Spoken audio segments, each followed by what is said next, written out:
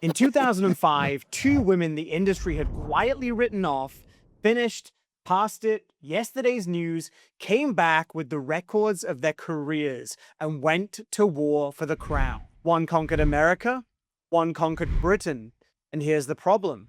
Depending on which side of the Atlantic you were standing on, you'd swear a different woman won. This is the year I have to break my own format, because 2005 wasn't a field, it was a duel.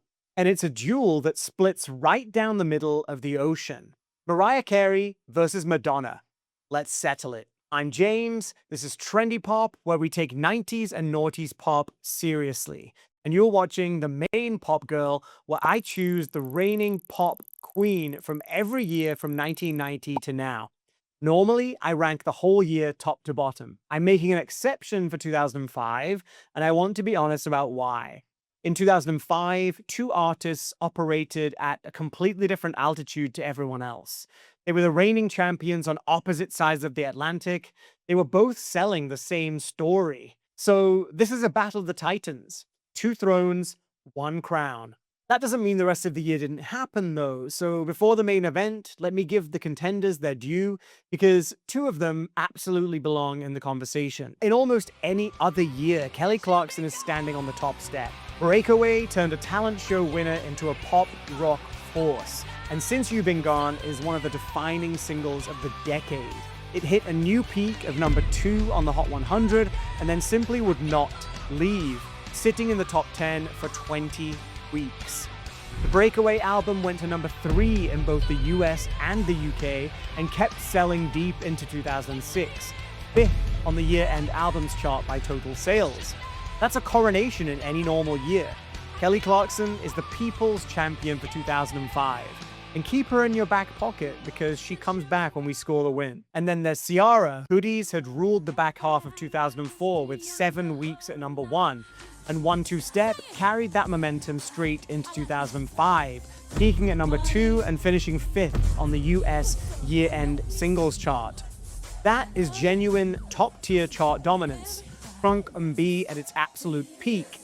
Her reach was concentrated in the American singles market. One Two Step only reached number 44 on the UK year-end chart, which is why she's a mention and not a titan in this year. But put some respect on her name. 2005 Ciara was crushing it in her own lane. Right, contenders honored. Hit subscribe before we get into it. There's a new verdict here every week. Now, the main event. And you'll be pleased to know I didn't wear a Mariah Carey t-shirt before the "he loves Mariah and he hates Madonna" comments start. So, here we go. Let's start with the Queen of Pop, because the case for giving her the crown is strong. By 2005, the narrative on Madonna was that the reinvention machine had finally stalled. American Life in 2003 had been her chilliest reception in years, particularly stateside. And then she did the most Madonna thing imaginable. She read the culture, felt the wind, and made a glittering ABBA-sampling disco record that sounded like the future by sounding like 1979. Confessions on a Dance Floor went straight to number 1 almost everywhere. In the US, it debuted at the top of the Billboard 200 with 350,000 copies in its first week, a 6th number 1 album, and 3rd in a row to take the summit. But for Madonna, the real story was Britain. Confessions opened in the UK with 217,000 copies, the highest first week of her career there. Across the continent, it topped the European charts for 4 weeks and went 4 times platinum. And Hung Up made history on its own terms. It debuted at number 1 in the UK and shifted 105,619 copies in a single week. The first single to pass 100,000 in a week since Crazy Frog's Axel F that summer. Her 11th UK number 1. Critically, this is the last time Madonna got near universal acclaim. The official charts company called this her 3rd imperial phase and pointed out that most pop stars don't manage one, and they're completely right. Vice ranked it as the 3rd greatest dance album of all time, the highest of any female artist. And in Britain, she didn't just compete, she dominated. The 9th UK number 1 album and the 11th UK number 1 single arriving together. Billboard called it Madonna completing her domination of the British sales charts. By a lot of measures, this is the finer record, and on her side of the Atlantic, it isn't close. Here's the thing people forget. Mariah's comeback wasn't supposed to happen. Between 2001 and 2004, Glitter, the breakdown, the label buyout, much of the industry had quietly filed Mariah Carey under career over, past tense. And then the Emancipation of Mimi made her the biggest selling artist of the entire year. It opened at #1 on the Billboard 200 with 404,000 copies, the best opening week of her career to that point. But first weeks aren't the story, stamina is. The album returned to #1 in its 8th week, lived in the top 10 for months, and then, by the end of 2005, had sold nearly 5 million copies in the US, the best-selling album of the year in America. The first album by a solo woman to top Billboard's year-end chart since Alanis Morissette's Jagged Little Pill in 1996. And then there's the single that defined the year. We Belong Together spent 14 non-consecutive weeks at #1 on the Hot 100. At the time, the second longest running #1 in chart history, behind only Mariah's own One Sweet Day. In September, she became the first woman ever to hold the top 2 spots on the Hot 100 at once, with Shake It Off sitting at #2 underneath We Belong Together. And the number that defines the year in America? We Belong Together was the #1 song on the US Billboard year-end Hot 100, the single the entire country played more than any other across all of 2005. The album reframed her whole artistry, letting her finally own the diva, lean into R&B instead of chasing global pop, and turn years of public humiliation into a victory lap.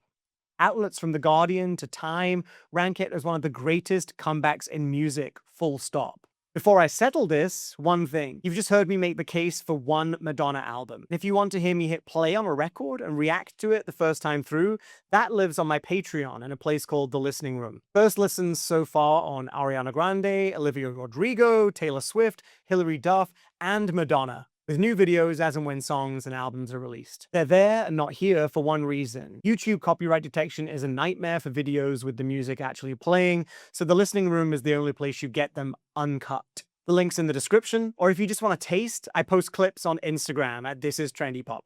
Right, the hard question.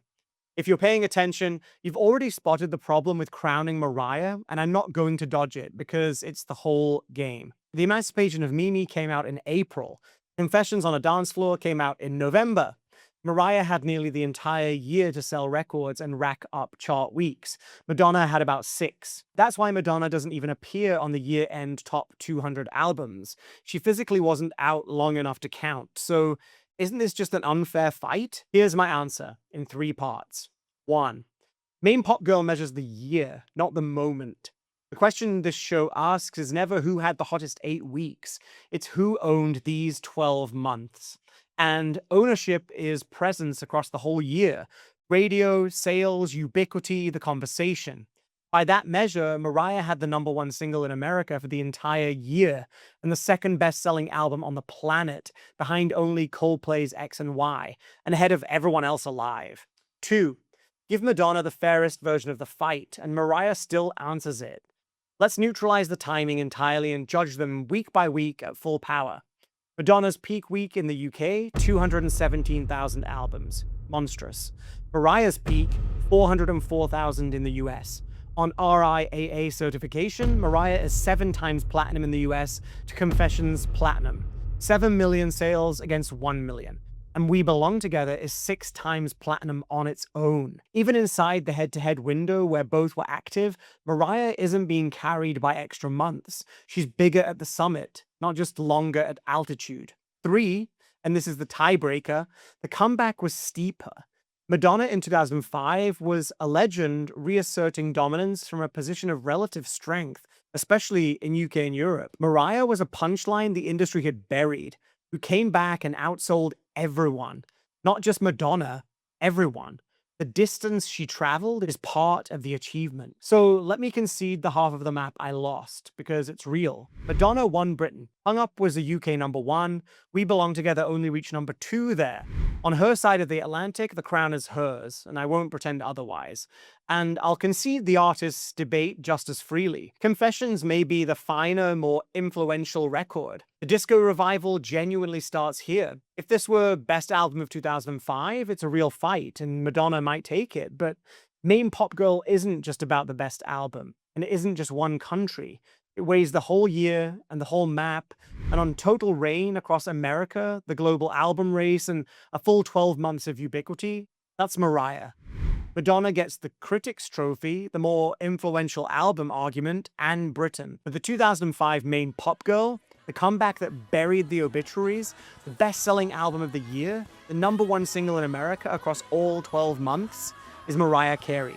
The emancipation was complete. So, did I get this right? I know the Madonna fans are going to be mad. Is this Mariah's crown, or did Madonna make the better record and lose the year only on the calendar? Tell me below and be specific, because I genuinely enjoy the debate. But here's where you go next. I've spent this whole video telling you that Mimi won 2005, the best-selling album of the year, the comeback that buried the obituaries and turned her into a legend. What I haven't told you is how close it came to never happening. A few years earlier, the industry hadn't just doubted Mariah, it literally paid her to go away. Glitter cratered, the label bought out her contract, and career over wasn't a take, it was a consensus. The Emancipation of Mimi deep dive is the full story of how she clawed back from that and built the biggest album of the year. This video gave you the verdict, that one shows you the work. It's up now on the end screen and linked below. Watch that one next and be here next Saturday because we moved to 2006 and the throne is wide open again. It's business as usual. Madonna fans can stop being mad at me. Subscribe so you're here when we reach the 2000s mega episode where every one of these years finally goes head to head and we crown the main pop girl of the decade. I'm James, this was 2005, and I'll see you soon.